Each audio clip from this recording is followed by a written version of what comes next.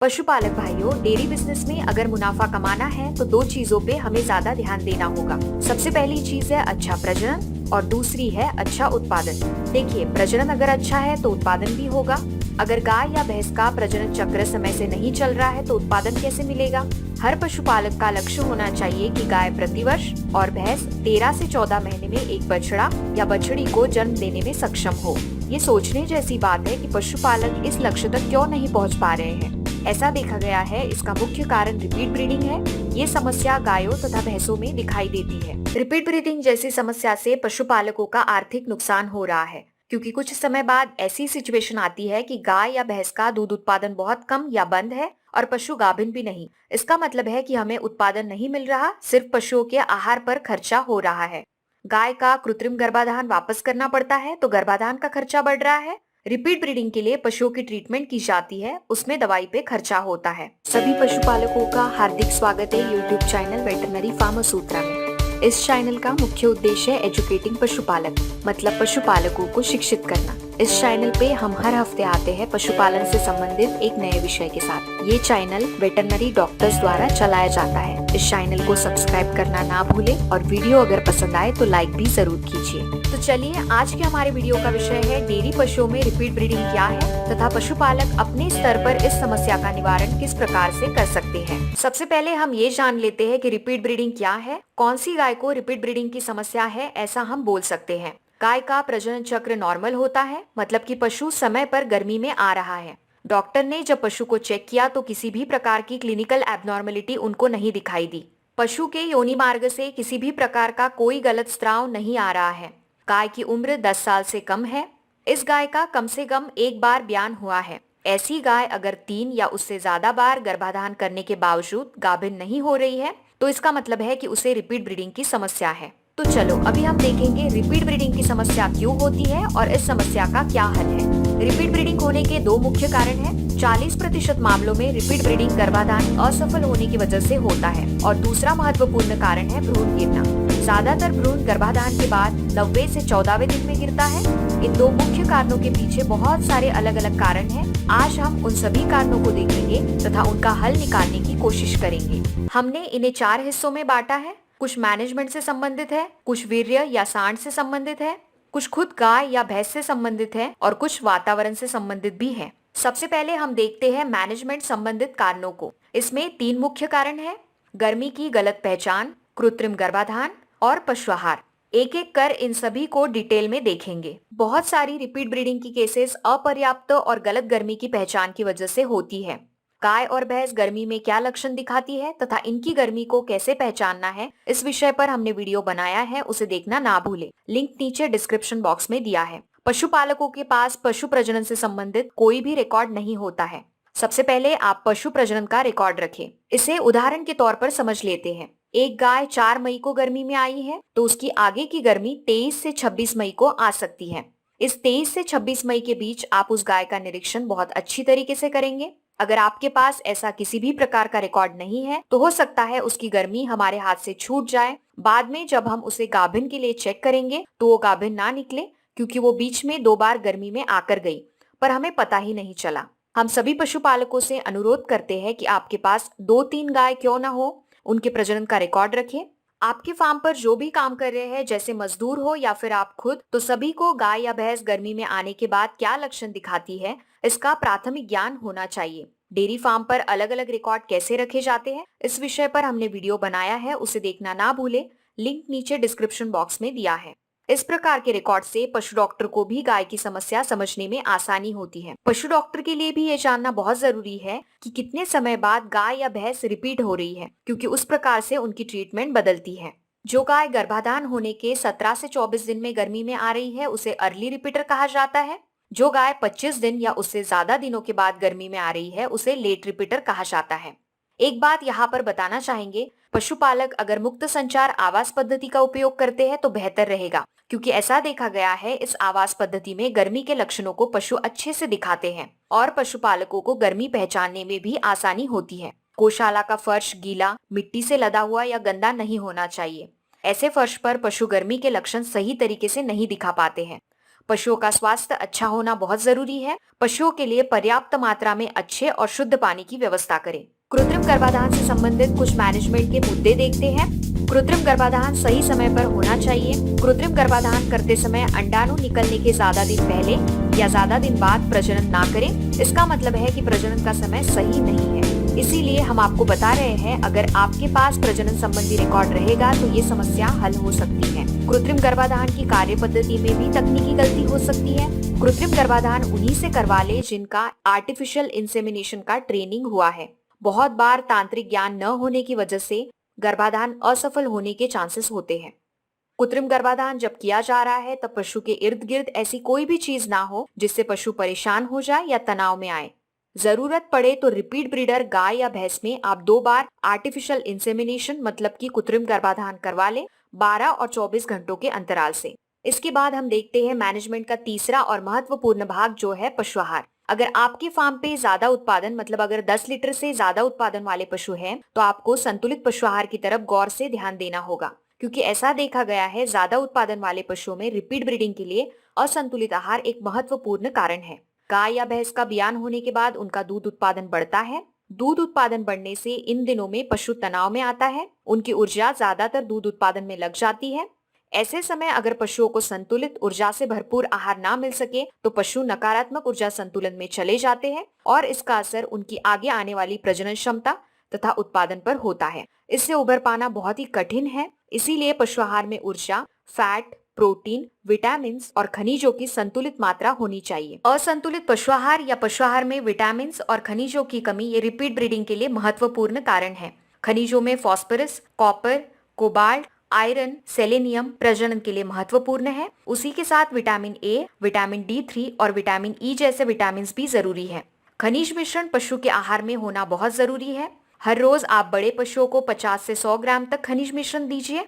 खनिज मिश्रण पशु आहार में 2% होना ही चाहिए। आहार में पोषण तत्वों की कमी के कारण गाय के शरीर में हार्मोन्स का असंतुलन हो जाता है।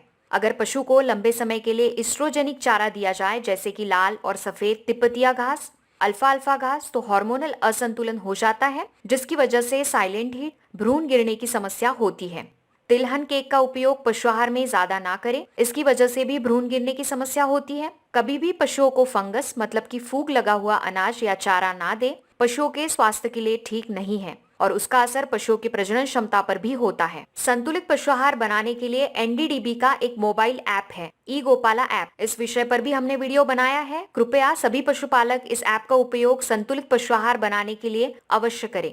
बियान के बाद होने वाले प्रजनन संबंधी तथा ऊर्जा संतुलन संबंधी रोग जिन्हें मेटाबॉलिक डिसीजेस कहा जाता है, किसी भी प्रकार का संक्रमण, लंगड़ापन, परिवहन के समय आने वाला तनाव, ये भी मैनेजमेंट से संबंधित कुछ चीजें हैं जिन पर आपको ध्यान देना होगा। तो चलिए अभी देखते हैं गाय और भैंस से संबंधित कुछ घटक।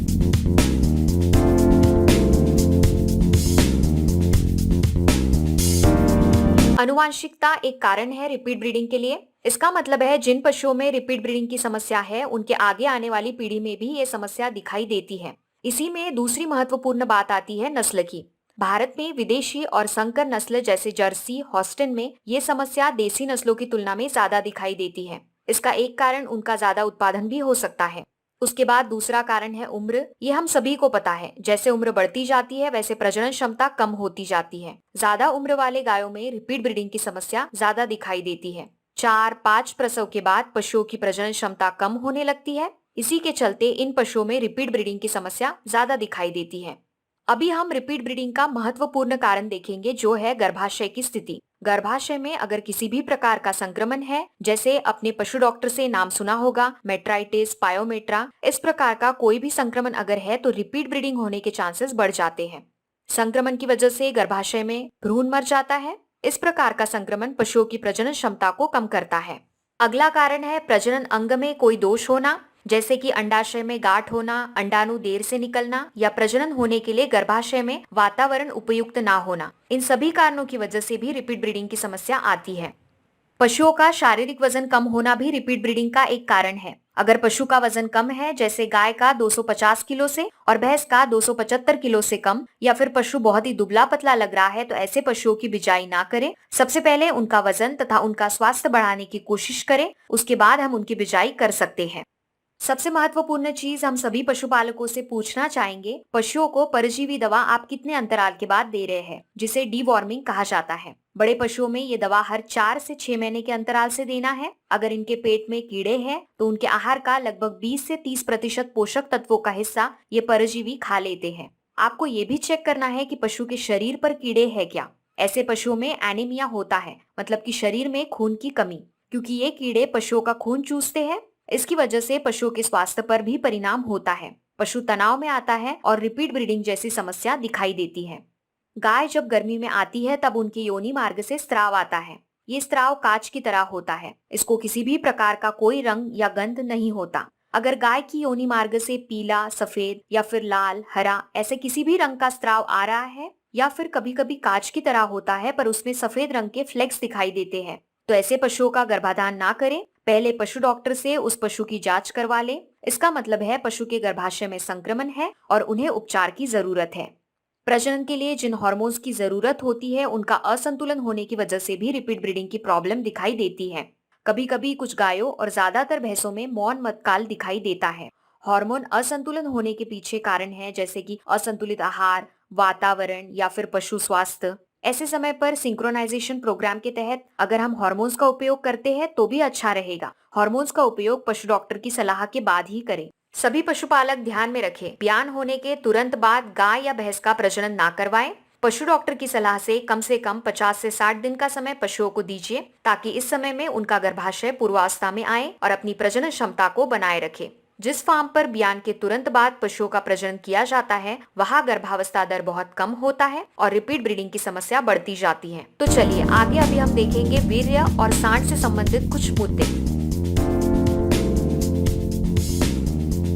अगर आप पशुओं का कृत्रिम गर्भाधान नहीं करवाते हैं और सांड का उपयोग कर रहे हैं तो सांड को किसी भी प्रकार का प्रजनन संबंधी संक्रमण नहीं है, ये सुनिश्चित कर ले, क्योंकि प्रजनन के समय ये संक्रमण गाय को लग सकता है और ऐसी गायों में फिर रिपीट ब्रीडिंग के साथ साथ अन्य प्रजनन संबंधी समस्याएं भी दिखाई देती हैं। अगर आप अपने फार्म पर सांड का उपयोग करते हैं तो उसे कितने सालों में बदलते हैं? ध्यान में रखें, सांड को हर तीसरे साल में बदले, क्योंकि 3 साल में अगली पीढ़ी तैयार होती है तो सांड का प्रजनन उसके ही अगली पीढ़ी से होगा, जिससे इनब्रीडिंग होता है। हम आपको यही सलाह देंगे कि आप सांड का उपयोग ना करें, आप कृत्रिम रेतन ही करवा लें। अगर आपके यहाँ सांड का उपयोग हो रहा है तो सांड की प्रजनन क्षमता कम होने के कारण रिपीट ब्रीडिंग की समस्या आती है। इसके लिए बेहतर होगा आप स्थानिक वेटरनरी अस्पताल से वीर्य की जांच करवा लें, क्योंकि ये बहुत ही जरूरी है। सांड का उपयोग करते समय और एक बात का ध्यान रखें, अगर गाय या भैंस रिपीट हो रही है तो वापस एक ही सांड का उपयोग ना करें, सांड बदल कर भी देख सकते हैं।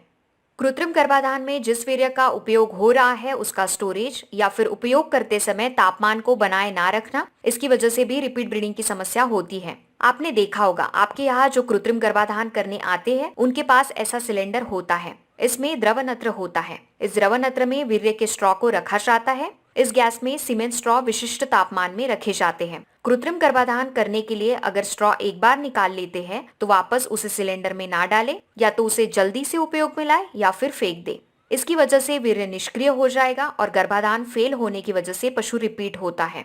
अगर इस सिलेंडर में द्रवनत्र सही मात्रा में नहीं है तो इस प्रकार की समस्या आती है।